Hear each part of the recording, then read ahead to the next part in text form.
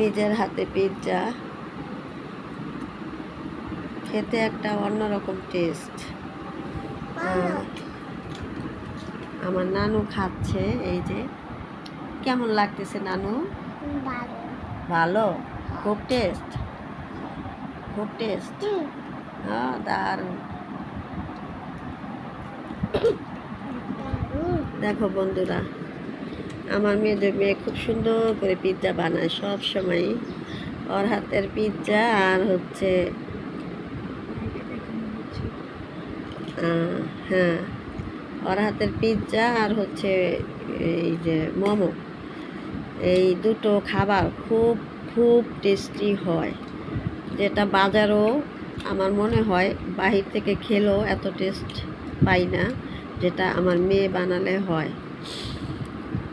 আর এই পিৎজার আজকে live video হয়েছে, তোমরা যদি বন্ধুরা কেউ কেউ আমার চ্যানেলে ঢুকে আমার লাইভটা দেখে নিতে পারো, তাহলে কিন্তু সম্পূর্ণ ভিডিওটা তোমরা পেয়ে যাবে লাইভ ভিডিওতে।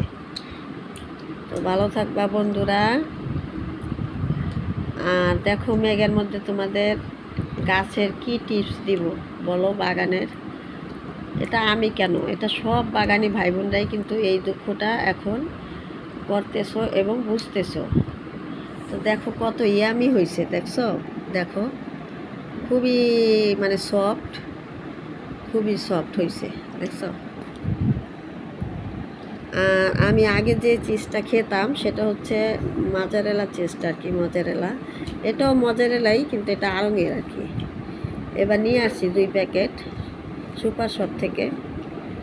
আর এই যে অর্গ্যানিকটা না, আমি সব ধরনের মশলাটাই এনে রাখি, কারণ আমার বাচ্চারা কিছুদিন পর পরই এটা সেটা বানিয়ে খায়। তো বাড়িতেই ওভেন, আগে চুলায় করতাম, তো যাই হোক ওভেন আনার পরে এখন ওভেনেই চলে।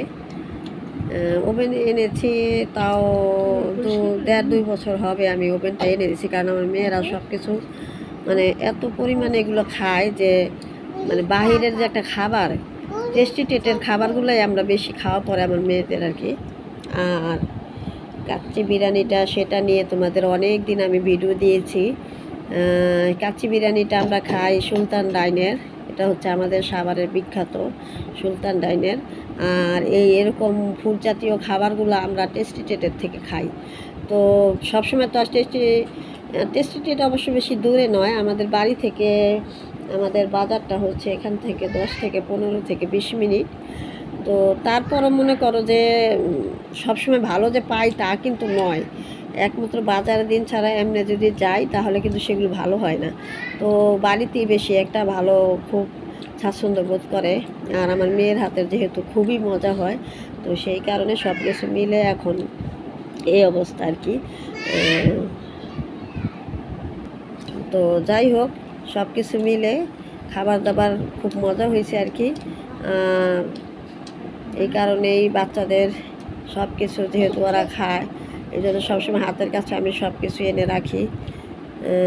তো ভালো থাকবো সবাই। আমার ভিডিওটি একটু লাইক সাবস্ক্রাইব করে দিও, ভালো লাগলে একটু শেয়ার করে দিও বন্ধুদের মাঝে। আর আমার পাশে থেকে যেও, আপুকে একটু সাপোর্ট করো। তোমাদের সাপোর্ট পেলেই তো আপু এগোতে পারবো, আপুর উৎসাহটা বেড়ে যাবে। ধন্যবাদ সবাইকে, আসসালামু আলাইকুম।